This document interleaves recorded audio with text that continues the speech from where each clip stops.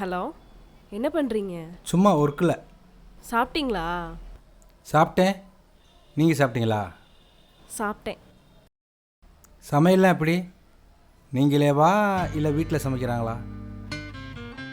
ஓரளவுக்கு சமைப்பேன். இப்போ நிறைய கற்றுக்கிட்டு இருக்கேன்.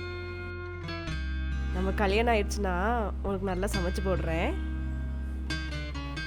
பார்ப்போம். நானும் அவளோட எதிர்பார்த்துக்கிருக்கேன்.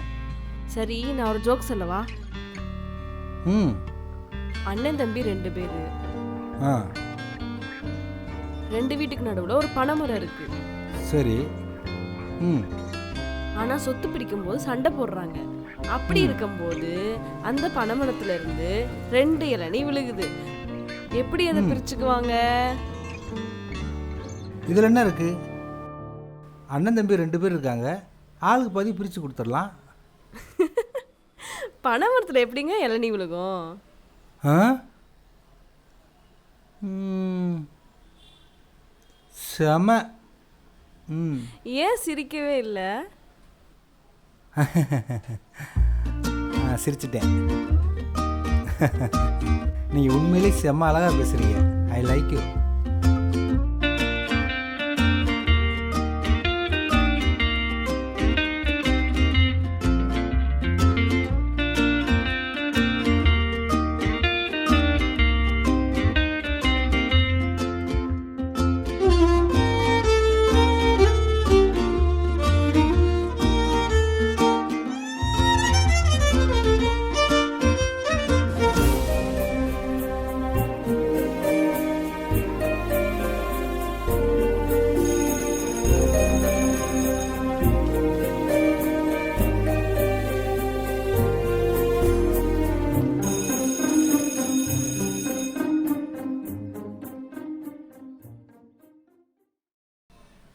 எங்கடா போகிற? சின்ன வேலை இருக்குது, வெளியில் போயிட்டு வந்துடுறேன்ப்பா. எங்கேயும் போவேண்ணா, வீட்டுக்குள்ளே போ. சின்ன வேலை தான்ப்பா. ஊர் சுற்ற போறியா காளி பசங்களோட? வீட்டுக்குள்ளே போடா. ஒரு சின்ன வேலை தான்ப்பா, போயிட்டு வந்துடுறேன்ப்பா.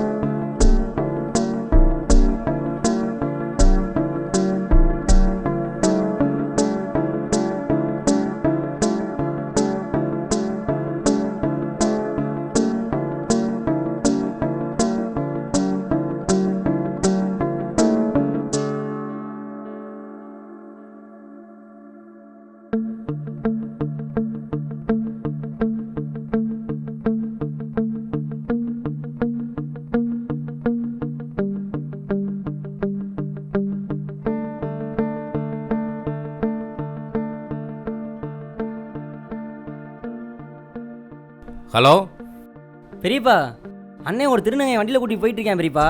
என்னடா சொல்கிற? ஆமாம் பெரியப்பா, எங்கடா ஏற்றி போய்கிட்டு இருக்கான்? மேலூர் செக்கடி அழகுவேல் ரோட்லப்பா. இந்த வரேன்டா.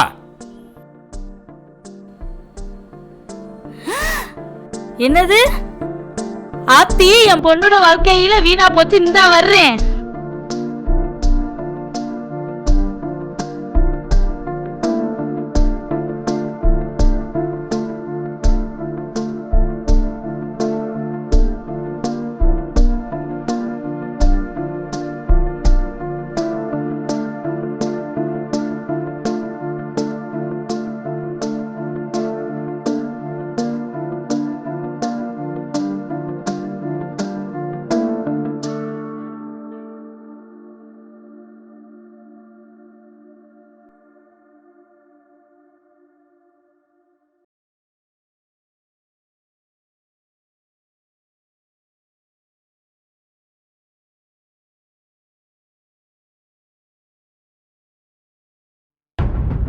என்னடா பண்ணிக்கிட்டு இருக்க? என்ன பண்ணிக்கிட்டு இருக்க? ஒன்றும் இல்லை. ஒண்ணும் இல்லையா? என்னடா திருநங்கை வண்டியில ஏத்திட்டு போனாங்களடா? ஏன்டா அப்படி பண்ற? இல்லைப்பா. ஏன்டா குடும்ப மானத்தை அசிங்கப்படுத்துற? கேவலப்படுத்தாதடா. மானம் போகுதுடா எனக்கு. ஏன்டா அப்படி இருக்க நீ? இப்பதானடா உனக்கு பொண்ணு வேற பார்த்தேன்.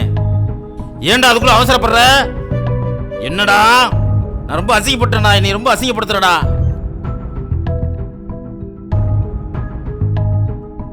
ஏப்பா இப்படி பண்ணிட்டேன்?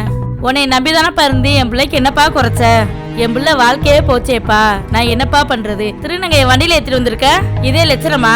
சி, உன்னை நினைச்சாலே அசிங்கமா இருக்குப்பா. என் குடும்ப மானமே போச்சு. என் பிள்ளைக்கு என்ன குறைச்ச? என் பிள்ளை வாழ்க்கையே இப்படி பண்ணுன?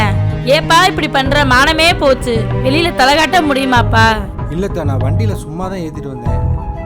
என் பொண்ணு வாழ்க்கையே போச்சுப்பா. அசிங்கமா இருக்குப்பா. வெளியில மான ரோட்ல சந்தி சிரிக்குதுடா. அண்ணா, வீடு பக்கத்தில் தான் இருக்கு, நான் போய்க்கிடுவேண்ணா. ரொம்ப நன்றிண்ணா. ஆ சரி.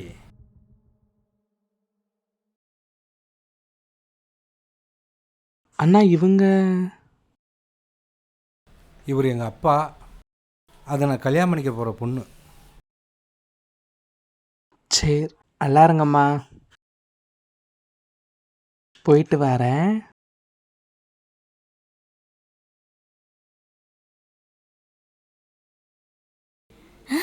ஐயோ,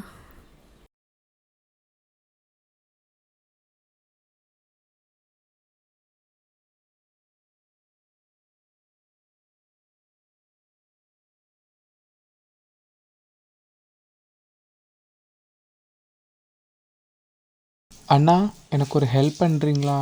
சொல்லுங்கள். காலில் அடிபட்டிருக்கு, கொஞ்சம் அப்படி இறக்கி விட்டிங்கன்னா மெடிக்கல் ஷாப்பில் இறங்கிடுவேண்ணா. வாங்க ஏறிக்க. ரொம்ப நன்றிண்ணா. போலாமா?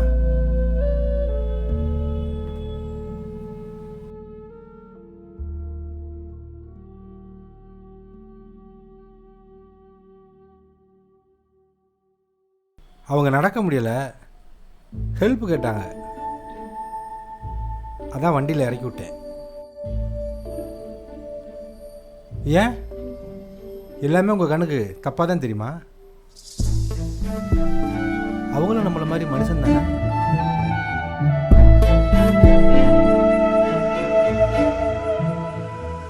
உங்களை மாதிரி முட்டாள இருக்கிறனால தான் இந்த சமூகத்தில் உங்களுக்கு கேலியும் கிண்டலும் உங்களுக்கு வந்து சேருது. வண்டியில் ஏற்றிட்டு போனா என்ன தப்பா? ஏன் அக்கா தங்கச்சி இருக்கக்கூடாதா? நீங்களாம் திருந்தவே மாட்டீங்க. எது சரி எது தப்புன்னு புரிஞ்சுக்கங்க. நீங்கள் பார்க்குற பார்வையில் தான் இருக்குது. எல்லாமே தப்பாகவே பார்த்தா நீங்களாம் திருந்தவே மாட்டீங்க. புரியுதா?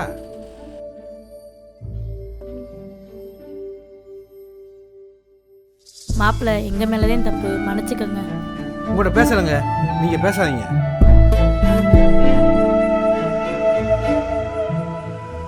நீ படிச்சிருக்கல, கொஞ்சமாவது அறிவு வேணா? நீ புரிஞ்சுக்கிட்டது அவ்வளோண்ணா? சாரிங்க, தெரியாம நடந்துச்சு, மன்னிச்சிருங்க.